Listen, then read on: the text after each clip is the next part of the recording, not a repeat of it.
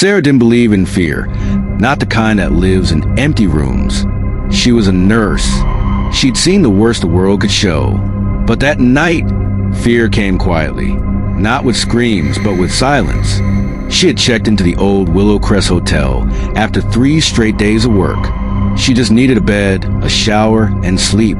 The man at the front desk gave her a tired smile. "Room 308, he said. "It's quiet there." She nodded, not knowing those words would echo in her head for the rest of her life. When she opened the door, the room smelled faintly of old rain, even though it hadn't rained in weeks. The lamp wouldn't turn on. She tried again. Nothing, just that stale, heavy air pressing against her skin. She sighed, pulled out her phone flashlight, and froze. Outside her window, across the courtyard, one light was on. It flickered softly in the window of room 314, a room she was sure was empty. She remembered passing it in the hallway.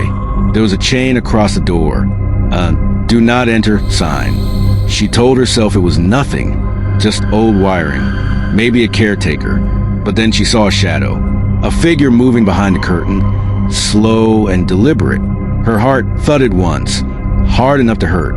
She whispered, "Someone's there," but who? Hours crawled by. She couldn't sleep. Every few minutes, she glanced at that window. The light never turned off. And then at 1:07 a.m., the power in her room went out. Everything. Her phone charger, her lamp, even the red standby light on the TV. Dead. The only light left came from that same window across the courtyard. Sarah felt something she couldn't name. Not fear exactly, something colder. She stepped into the hallway.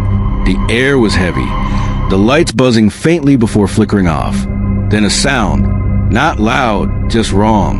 A slow, steady knocking from the other end of the hall. She whispered, "Hello?" No answer. The knocking stopped, and then the phone in her room rang. She ran back, her pulse hammering. She picked it up, breathless. "Front desk," she whispered. Silence. Then a small sound, a woman's breath, and a voice so faint she almost thought she imagined it. "Why did you leave the light on?" Her hand went numb. She dropped the phone.